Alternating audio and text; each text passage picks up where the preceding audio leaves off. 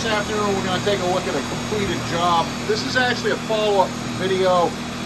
383 is for my customer Jeff's two-piece S10 shaft that got whammied at the back and had it was seriously vibration issues that he was dealing with, and it had come out of the truck at some point and damaged it. So this is what I did to fix it, and we're going to answer a couple of comments that we had on the last video. That was video 383, so it was a few videos back. Anyways, so this is where we're at now. I made a complete new back section, and Jeff and I discussed this, and behind the scenes I always try and do the due diligence to make the best result for each job, and this is no different.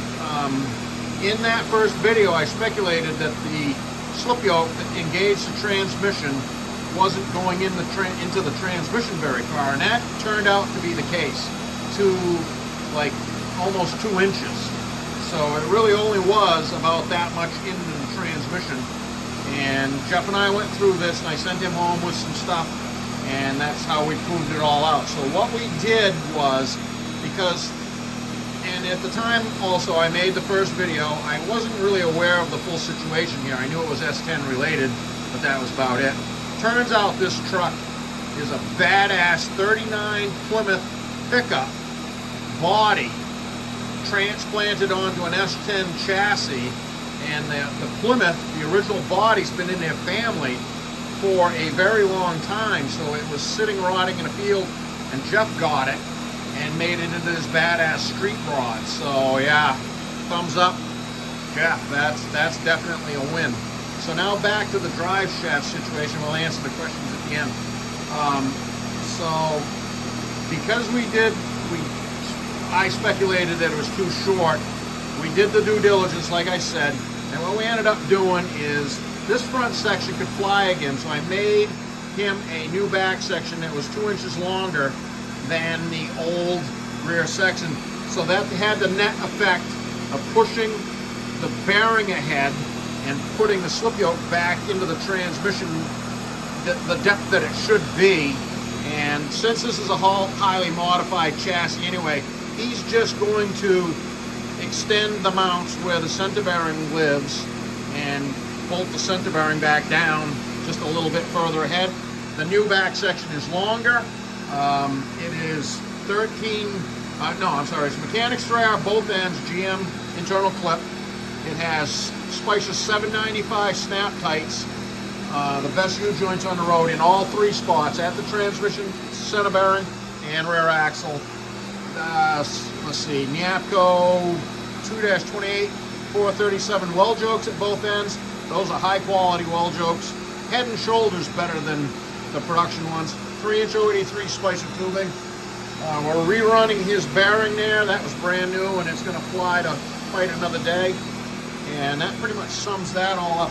It's running, that's about 3,000 RPM there right now. 0 at the transmission, 0 at the center bearing, where previously I ran this and I didn't really spin it at all because it was going to tear itself out of the machine.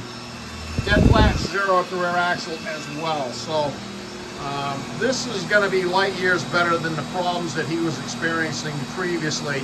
As you can see, I sandblasted that up. I'm going to get this shined up and paint the whole thing, and we'll get it back to Jeff. Now I'm going to just answer a couple of comments on the first video. Yeah, one comment was, you like the content, and I was wobbly with the camera. Yeah, the phone. You know, I'm not James Cameron. I try to do it. Some days I just get rushed up and, you know, I move the camera around too much, the phone around. The other question was from a viewer named User UD and a bunch of numbers about, is this 2-piece drive shaft really out of an S10? He'd never seen one in an S10. Yeah, it is. It really is out of an S10. This was the one that Jeff started with.